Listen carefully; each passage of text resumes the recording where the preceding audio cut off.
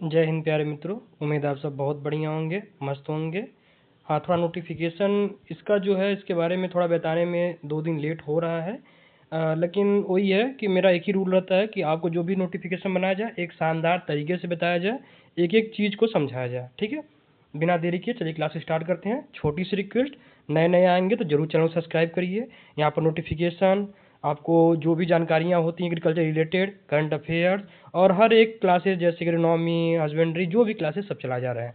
और एक और बहुत बड़ा अपडेट आप सब लोग के लिए, एकदम शानदार अपडेट, 15,000 क्वेश्चन का क्विज तैयार हो गया है। ठीक है, 15,000 क्वेश्चन का क्विज तैयार हो गया है। जो पहले कहा गया था कि हर एक चीज़ का क्विज बना के दिया जाएगा, वो तैयार हो गया है और बहुत शानदार तरीके से तैयार है। आपको नेमराज सुंडा की बुक पढ़नी है, पढ़ने की जरूरत नहीं है, पूरा क्विज बना दिया गया है 4,000 क्वेश्चन का। आप जाके सॉल्व करिए। मालवा की बुक पढ़नी है, वॉल्यूम 1 वॉल्यूम 2 दोनों का बना दिया गया है। दोनों वॉल्यूम 1 और वॉल्यूम 2 मिला के 6,000 क्वेश्चन है, जाके सॉल्व करिए। आर के शर्मा, राम स्वरूप मीना, जो भी बुक्स पढ़ने आपको है डायरेक्ट क्विज बना दिया गया, जाके सॉल्व करिए। पूरा क्विज दे दीजिए, पूरा बुक खत्म हो जाएगा। अब समझ लीजिए क्या शानदार तरीके से बनाया गया है।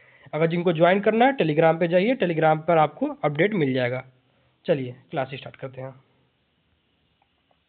हाँ, तो सबसे पहले ये स्टार्ट से बोल देते हैं। देखिए, जो मतलब फूड टेक वाले हैं उन सब के लिए ज़्यादा गुड न्यूज़ है। फूड टेक वाले जो भी स्टूडेंट्स हैं उन सब के लिए बहुत कम ही वैकेंसीज आती हैं। फिशरीज के लिए उनके बहुत कम वैकेंसी आती हैं। ध्यान से देखिएगा पूरा क्लास को, आप दोनों के लिए बहुत अच्छी अपॉर्चुनिटी है। और साथ में जो बीएससी एग्रीकल्चर वाले उनके लिए भी अपॉर्चुनिटी है, सबके लिए है। 1 बाई 1 स्टेप पढ़ते हैं। ठीक है, सबसे पहले समझते हैं कि ये जो अध्याचन है, ये अध्याचन कब प्राप्त हुआ था आयोग को। तो देखिए, अध्याचन जो प्राप्त हुआ था करीब 14 अक्टूबर के आसपास प्राप्त हो गया था। ठीक है, अध्याचन प्राप्त हो गया था। देखिए, ऑफिशियल नोटिफिकेशन नहीं आया, बट इस मंथ में से लेके अप्रैल के बीच में आपको नोटिफिकेशन मिल जाएगा। ठीक है, तो जैसे कहने का मतलब क्या है ना कि कमीशन के पास अध्याचन आ गया, कमीशन ने अध्याचन भेज दिया है कि आप भाई हमको एग्जाम कराकर हमको ये बच्चे दो हो सकता है, तो वो अध्याचन मिल गया है। कितने सीट पे भरना है ये मिल गया है। अब क्या अगला है कि नोटिफिकेशन, और नोटिफिकेशन आएगा तो एग्जाम होगा। तो इतना मान के चलिए कि 20% काम हो गया है। और अगर 20% उधर काम हो गया है तो आपका काम 100% होना चाहिए। आप अपनी तैयारी कंप्लीट करिए, बाकी जैसा आएगा अपडेट आपको बता दिया जाएगा। देखिए, सबसे पहली बात है एफएसओ की। एफएसओ क्या होते हैं आपको थोड़ा मोटा मोटी समझा दूं। ऐसे बहुत बड़ा टॉपिक है, इसके हमने एक फसाई का एफएसओ का वीडियो बनाकर यूट्यूब पे आपके डाला हुआ है, चैनल में जाके देख लीजिए। फसाई FSSAI फसाई वाला जो एफएसओ होता है उसके बारे में पूरा कंप्लीट डिटेल से डाले हैं, जाके देख लो। देखो, एफएसओ जो होते हैं ना, जैसे मान के चलो कि कभी कभी मूवी में देखो कि किसी होटल में आता है एक ऑफिसर, कुल सर्च करता है, यह बंद कर दो वह बंद कर दो। तो that's FSO work. Okay, that's FSO work. FSO जो होते हैं, फूड सेफ्टी ऑफिसर जो होते हैं, वो फूड के स्टैंडर्ड को देखते हैं कि आपका फूड की क्वालिटी कैसी है, फूड सही है कि नहीं सही। ये सब सारे काम एफएसओ करते हैं। ये 2 प्रकार से होते हैं, जो एफएसओ होते हैं 2 प्रकार से होते हैं। 2 प्रकार से मतलब, एक होते हैं स्टेट पीसीएस से आते हैं और दूसरा होते हैं सेंट्रल से आते हैं। सेंट्रल मतलब यूपीएससी जैसे नहीं है, यूपीएससी कमीशन है, तो एफएसएसआई अपना अलग से वैकेंसी रिलीज करती है और अलग से ऑफिसर रिक्रूट करती है। लेकिन जैसे होता नहीं है, आपको और डिटेल में समझाता हूँ। जैसे मान के चलो, एक होते हैं डीएम, सबने देखा होगा, और एक होते हैं एसडीएम, सबने सुना होगा ना। तो देखो, एसडीएम में क्या है, जो डीएम साहब लोग होते हैं और जो एसडीएम साहब लोग होते हैं, दोनों में क्या अंतर है। डीएम जो होते हैं वो डायरेक्ट रिक्रूट किए जाते हैं यूपीएससी से। ओके, यूपी पीसीएस से जो प्रमोशन लेके डीएम बनते हैं, कभी कभी बन जाते हैं, जो बहुत कम में बनते हैं, लेकिन वो रेयर चांस है। लेकिन यूपीएससी डायरेक्ट डीएम बना के भेजता है और यूपी पीसीएस एसडीएम बना के भेजता है। तो इसी तरह से दोनों का कार्यक्षेत्र लगभग समान ही रहता है, दोनों एडमिनिस्ट्रेटिव सर्विस को संभालते हैं। लेकिन दोनों में क्या डिफरेंस है, एक सेंट्रल के बॉडी होती है लेकिन स्टेट के लिए काम करता है, और दूसरा स्टेट की बॉडी होती है और स्टेट के लिए ही काम करता है। दोनों में मेन डिफरेंस होता है। कभी डिटेल में और कोई ऐसी वीडियो बना के आपको समझा देंगे। तो देखो, यहाँ पर एफएसओ क्या जो है, ये स्टेट बॉडी है। मतलब समझाने का मतलब ये है कि ये जो एफएसओ स्टेट बॉडी है, इसको सेंट्रल बॉडी से रिलेट मत करना, ये मैं बता रहा हूँ। जो सेंटर का एफएसओ रहेगा उसके आप नीचे काम करोगे, बहुत बढ़िया पोस्ट होती है। इतना मान के चलो कि जो 3 स्टार के दरोगा इंस्पेक्टर साहब होते हैं ना, वो ऑफिसर बनने वाले हो। अब इससे ज़्यादा क्या डिटेल समझाओ आपको। चलो आगे देखते हैं। हाँ, एफएसओ के लिए समझना, अध्याचन 14 अक्टूबर को गवर्नमेंट ने, कमीशन ने दे दिया था कि भाई हमें इतना इतना पद भरना है। एलिजिबिलिटी क्या रहेगी, बीएससी एग्रीकल्चर वाले आप सब लोग, फूड टेक वालों आप सब लोग के लिए तो भाई यही है ही। ये मोस्टली देखो एफएसओ भर्ती जो है वो फूड टेक के लिए ही होता है। बीएससी एग्रीकल्चर वाले को ले लेता है क्योंकि उनके सेमेस्टर में 1-2 सब्जेक्ट ऐसे पढ़ाए जाते हैं, लेकिन कभी कभी बीएससी एग्रीकल्चर को बाहर कर देता है। लेकिन फूड टेक वाले आप लोग राजा हो इसमें, और बायोटेक एलाइड वाले आप लोग राजा हो, आप लोग को बाहर नहीं किया जाएगा। और BSc वाले अभी तो अध्याचन में आपका नाम रहेगा, बाकी आने पर नोटिफिकेशन डिटेल में समझाऊंगा। एक्सपेक्टेड है कि अप्रैल में आपका नोटिफिकेशन आ जाएगा। दूसरा, dairy field officer. Dairy field officer का जो चल रहा है भर्ती, अभी प्रेजेंट टाइम में फॉर्म फिल किए जा रहे हैं, जाकर फॉर्म देख लो, चेक कर लो। फॉर्म का डेट शायद भी है या ओवर हो गया, चेक कर लेना, लेकिन यह भर्ती चल रही है, तो इसके बारे में बताने की जरूरत नहीं है। दूसरा है फूड एनालिस्ट के जो होते हैं, जो खाद्य विशेषज्ञ होते हैं, यह थोड़ा बड़ा पोस्ट होता है, मतलब कि थोड़ा सीनियर पोस्ट होते हैं। इनके में जो होते हैं ना, यह लैब में काम करते हैं और एनालिस्ट करते हैं कि काम सब सही है कि नहीं है, ठीक है। तो यह मोस्टली रूप से एक्सपीरियंस मांगता है, और फूड टेक्नोलॉजी वाले ही एलिजिबल होते हैं, बाकी किसी को एलिजिबल नहीं करते हैं। बाकी लोग भाई इसमें आप नहीं फिल कर सकते हो, ठीक है। चलो आगे देखते हैं। सबसे सबसे अच्छी अगर मतलब आज की क्लास में है तो उनके लिए गुड न्यूज़ है जो बेचारे आपके फिशरीज से हैं। देखो फिशरीज वालों के लिए, मतलब जो फिशरीज से अगर ऑनर्स कर लिया है ना, वैकेंसी बहुत कम मिलती है उनको, है बेचारों को बहुत कम मिलती है। तो आपको लिए गुड न्यूज़ है कि फिशरीज के लिए इस बार भर्ती आ गई है। और दूसरा, जो वेटरनरी साइंस के लिए आ रही है, बहुत बम्पर भर्ती आ रही है। 787 पद बहुत मायने रखता है एग्रीकल्चर में। देखो अगर 100-200 पद भी अगर ऑफिसर की आती है तो देखो बहुत मायने रखता है। आप ऑफिसर बनने जा रहे हो, मेस्टर बनने नहीं जा रहे हो। डिफरेंस होता है कि अगर आप ऑफिसर बनना चाह रहे हो तो आप यह देखो कि पोस्ट कम आ रही है, तो फिर इसका मतलब आप कंपटीशन से दूर खड़े होकर बात कर रहे हो। पोस्ट जो होता है ऑफिसर का हमेशा मिनिमम होता है कि मतलब 100, 200, 50, 80 इसी के बीच रिलायबल करेगा। अगर आप किसी स्टेट के एओ का फॉर्म फिल कर रहे हो, ठीक है, किसी स्टेट के पीसीएस का फॉर्म फिल कर रहे हो, किसी स्टेट के मान के चलो कोई ग्रुप बी ऑफिसर का पोस्ट फिल कर रहे हो, तो वहाँ पोस्ट की सीमा कम होती है। देखो इनका जो मिनिमम कार्य क्षेत्र होता है वो ब्लॉक लेवल से स्टार्ट होता है। मतलब एक ब्लॉक पे एक ऐसा ऑफिसर बैठता है, तो बताओ तुम्हारे यहाँ कितने ब्लॉक पड़े हैं। समझ रहे हो मेरी बात, क्यों मैं ऐसा कर रहा हूँ, ठीक है। तो इसीलिए समझना इस बात को। तो मैं क्या समझाना चाह रहा था आपको कि जो वेटरनरी ऑफिसर हैं इनकी पद 787 बहुत है, इसे बहुत ज़्यादा पद मान के चलो। इतना बड़ा पद कभी नहीं मिलेगा। देखो बिहार में बहुत सारे पद खाली हैं, इसलिए बम्पर भर्तियाँ चल रही हैं। बिहार के लिए अलग से डेडिकेटेड बैच बनाए जा रहे हैं। बहुत जल्दी आप सब लोग को डेडिकेटेड बैच दिया जाएगा, जिसमें बिहार स्पेशल और बिहार के आने वाले एग्रीकल्चर एग्जाम को टारगेट किया जाएगा। अभी जैसा हमने बताया कि अभी टेलीग्राम पे आप जाकर ज्वाइन कर सकते हैं, आपको 15,000 क्यूज मिल जाएगा। 15,000 क्यूज। हमें नहीं लगता कि इंडिया में कोई भी ऐसा एग्जाम होगा कि जो 15,000 क्यूज मतलब लगा लेगा, बंदा पढ़ लेगा, उसके बाद उसको वो क्वेश्चन सॉल्व करने में समस्या होगी। 15,000 क्यूज पूरे के पूरे 30 एग्रीकल्चर सब्जेक्ट को मिक्स करके बनाया जा रहा है। एक दिन यूट्यूब पे डेडिकेटेड क्लास इस पे लगाएंगे, आप देखना कि क्या महासंग्राम किया जा रहा है। ब्रह्मास्त्र नाम के बैच से ही स्टार्ट किया गया है। जिनको ज्वाइन करना है टेलीग्राम ज्वाइन करो, वहाँ से आपको लिंक मिल जाएगा, वहाँ पर ज्वाइन कर लो, ठीक है। चलो अब सबसे बड़ी बात होती है कि आप एलिजिबल हो या नहीं हो, चेक लिस्ट कर लेते हैं। बहुत मतलब देखो मेरा जो पीपीटी रहता है ना वो सबसे एकदम अलग रहता है। पहले ही बताता हूँ, पीपीटी मेरा ऐसा बनवाया जाता है कि एकदम मतलब देख के मज़ा ही आ जाए। देख लो क्या शानदार बना है पीपीटी।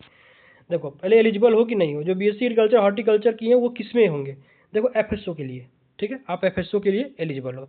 जो फूड टेक किए हैं वो तो भाई सबके लिए एलिजिबल है, उनको टेंशन ही नहीं है। जो वेटरनरी से किए हैं या फिशरी से किए हैं उनके लिए भाई देखिए, जो वेटरनरी और फिशरी वाला आ रहा है डेडिकेटेड होकर अलग से आ रहा है, वो उनके लिए आ रहा है। इसलिए कह रहा हूँ ना, उनके लिए इस बार वैकेंसी गवर्नमेंट ने बहुत अच्छा दिया है। बेचारों के पास ऐसे भी कोई सीट नहीं आता है। जो बीएससी एग्रीकल्चर किए हैं उनके लिए बहुत एग्जाम्स आते हैं, स्टेट पीसीएस आता है, और डबल एओ का आया था, अभी सुपरवाइजर का आया था, अभी फिर देखो एएफओ का आ जाएगा। मतलब आप लोग के लिए लगातार वैकेंसी लगी है। डेडिकेटेड होकर और बात किया जाए तो एफएसओ, जैसे अभी एजीटीए चल रहा है यूपी में, फिर एजीटीए आ रहा है यूपी में, केन ऑफिसर का आ रहा है, तो उन सब के लिए देखो बेचारों के लिए मारन था। लेकिन बहुत ही गुड न्यूज़ है कि अब इसमें वो एलिजिबल रहेंगे, ठीक है। और जो हमने बताया कि केमिस्ट मेडिसिन होम साइंस वाले हैं उनके लिए मतलब छोटा पद है, वो हमसे मतलब नहीं है। आपके पास बीएससी एग्रीकल्चर की डिग्री होगी, फूड टेक की होगी, वेटरनरी साइंस होगी, यही तीनों हमसे मतलब है। ये तीनों का आप लोग एलिजिबिलिटी देख लो आराम से। चलो आगे देखते हैं। अब देखो बात है बिहार की। देखो दो दो चीज़ मैं समझाता हूँ। पहली बात है कि बिहार में चल रहा है जम के इस समय आरक्षण का विवाद। ऐसा विवाद चल रहा है कि मुझे ये नहीं समझ आ रहा है कि जो भर्ती आने वाली है, कहीं ऐसा नहीं कि ये भर्ती आएगी या भर्ती निकल जाएगी। सरकार अलग ही खेल रहा है इस समय बच्चों के साथ। इन्होंने क्या किया है कि इन्होंने रिजर्वेशन का जो कोटा है 65% से एक्सीड कर दिया है। देखो रिजर्वेशन का रूल है कि आप 50% से ज़्यादा रिजर्वेशन नहीं अलॉट कर सकते हो। ये हम लोग का कमेटी कहता है गवर्नमेंट की। लेकिन प्रेजेंट टाइम में क्या है कि बिहार गवर्नमेंट ने इसके अपोजिट वर्क किया हुआ है। प्लस में लड़कियों के लिए अलग से 35% रिजर्वेशन रखा है, ठीक है। रिजर्वेशन दो प्रकार होता है ना, एक वर्टिकल होता है, एक हॉरिजॉन्टल होता है, इतना तो जानते होंगे फॉर्म फिल कर रहे हैं तो अलग से 35% लड़कियों के लिए रिजर्वेशन दे रखा है। मतलब भाई जनरल में लड़कों के लिए सीट कितना आप दे रहे हो, लेकिन इतना आपको खुशी की बात है कि इस वैकेंसी में आप अदर स्टेट से हो, जैसे एमपी से हो, यूपी से हो, आप फॉर्म फिल कर सकते हो। लेकिन अभी जो रिजर्वेशन का नौटंकी चल रहा है उस पर केस पड़ा हुआ है। उम्मीद है कि कुछ अच्छा ही न्यूज़ मिलना चाहिए, पॉजिटिव न्यूज़ मिलना चाहिए। अब देखते हैं, बाकी जैसा होगा आपको अपडेट किया जाएगा। चलिए, यहाँ पर यह जानिए कि आप बिहार के और अलग स्टेट के हो तो आपके लिए मौका है, और बिहार के हो तो आपके लिए बम बम बोले है। और सबसे बड़ा क्या चेंजमेंट हुआ है जिसकी वजह से ये थोड़ा वैकेंसी बूम बूम कर रही है? पहली बात है कि इससे पहले मेरिट बेस पे होता था। इससे पहले मेरिट बेस पे होता था तो आप सबको पता है, इंडिया में कहीं पर मेरिट बेस पे एग्जाम होता है तो मुझे समझाने या बताने की जरूरत नहीं है कि वो एग्जाम कैसे होता है। जितना आपका बैग वजन है उतना जल्दी आपके लिए जॉब है। बाकी इनडायरेक्ट आप सब समझ रहे हो कि मैं क्या बोल रहा हूँ। लेकिन पहली बार क्या है कि इस बार आपका सीबीटी बेस होगा या फिर ओएमआर पे भरना होगा, दोनों में से कोई एक पैटर्न होगा। या तो आपका सीबीटी बेस होगा, सीबीटी मतलब होता है कंप्यूटर बेस होगा, या तो आपको ओएमआर भरना होगा, मतलब कि रिटन एग्जाम होगा। डिस्क्रिप्टिव नहीं होगा, यह चिंता मत करना। रिटन एग्जाम बोला जाए तो यह मत समझना कि डिस्क्रिप्टिव होगा। डिस्क्रिप्टिव एग्जाम अलग होते हैं। जो सेंट्रल का एफएसओ होता है उसमें डिस्क्रिप्टिव होता है, पहले बता दे रहा हूँ तुमको मैं। जो सेंटर की यूपीएससी से आते हैं वो डिस्क्रिप्टिव पेपर देते हैं, जो पीसीएस से आते हैं वो डिस्क्रिप्टिव पेपर देते हैं। इसमें डिस्क्रिप्टिव नहीं होगा। डिस्क्रिप्टिव में समझते हो ना, पेन से लिखना पड़ता है, सारे क्वेश्चन के सारे पेपर के लिखना पड़ता है, ठीक है। तो मतलब मेरा ये कहने मतलब है कि इस बार आपका बैग वजन हो चाहे हल्का हो, मतलब नहीं है, आपका दिमाग वजन है, काम हो जाएगा। पढ़ने में ध्यान लगाओ इस बार, ठीक है। चलो आगे समझते हैं। और अगर अभी तक सब्सक्राइब नहीं की हो चैनल तो कम से कम इतना कष्ट करो कि चैनल सब्सक्राइब कर दो। थोड़ा प्रोत्साहन मिलता है ऐसे क्लासेस बनाने में, आपको पढ़ाने में थोड़ा हम लोग को भी प्रोत्साहन मिलेगा, आपको भी अच्छा लगेगा।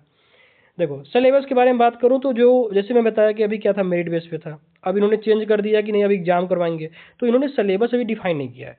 डिफाइन नहीं किया, लेकिन हम लोग देखो समझते हैं। एक होता है सेंट्रल अफेयर्स और एक होता है बिहार स्टेट के एग्जाम। इन दोनों को मिक्स करके पढ़ो।